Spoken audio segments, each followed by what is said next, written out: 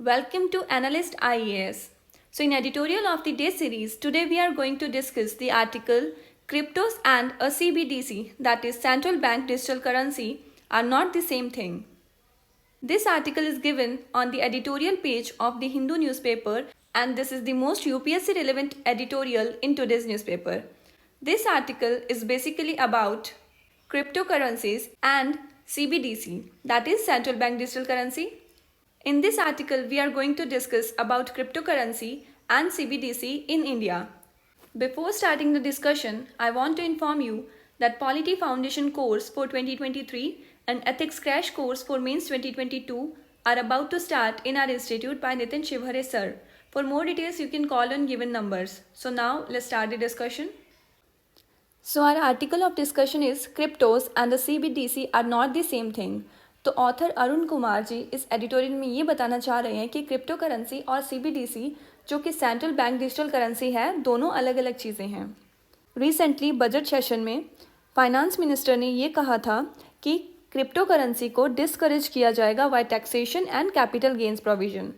अब Russia crypto currency को use कर रहा है सेंसेशन को स्केप करने के लिए, और यूक्रेन भी रशिया के अगेंस्ट वॉर में क्रिप्टो करेंसी का बहुत यूज़ कर रहा है।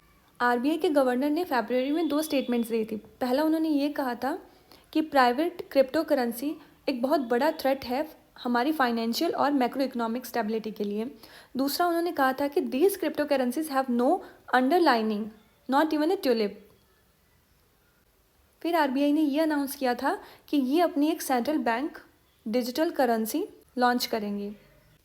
क्रिप्टो के आने से एक आरबीआई के लिए थ्रेट इमर्ज हो रहा है, क्योंकि crypto currency basically decentralise character की होती है जो ब्लॉकचेन टेक्नोलॉजी पर बेस्ड है और जिसे कोई सेंट्रल बैंक रेगुलेट नहीं करती। तो ये आरबीआई के सामने एक थ्रेट है कि क्रिप्टो के आने से इकोनॉमी के फाइनेंशियल सिस्टम में आरबीआई की जगह को बहुत खतरा है।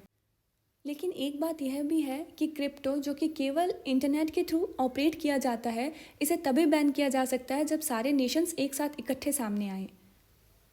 तो सेंट्रल बैंक डिजिटल करेंसी के आने से आरबीआई की प्रॉब्लम नहीं सॉल्व होने वाली, क्योंकि ये सिर्फ डिजिटल करेंसी है या फिएट करेंसी है, ये क्रिप्टो नहीं है। और क्रिप्टो एज अ मनी काम कर सकता है, and a currency is a token use in market transaction. पहले के टाइम में बाटल सिस्टम या कमोडिटीज़ का यूज़ करते थे एज अ टोकन, क्योंकि उनकी खुद की वैल्यू होती थी।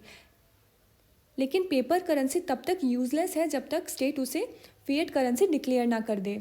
तो पेपर करेंसी को उसकी वैल्यू गवर्नमेंट से मिलती है, जबकि cryptos are string of numbers in a computer program and there is no state banking.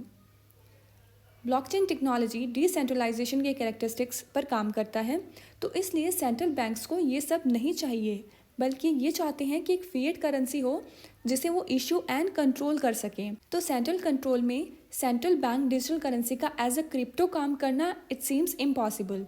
तो बेसिकली ऑथर इस एडिटोरियल में यही समझाना चाहते हैं कि क्रिप्टो अलग चीज़ है और सीबीडीसी अलग चीज़ है।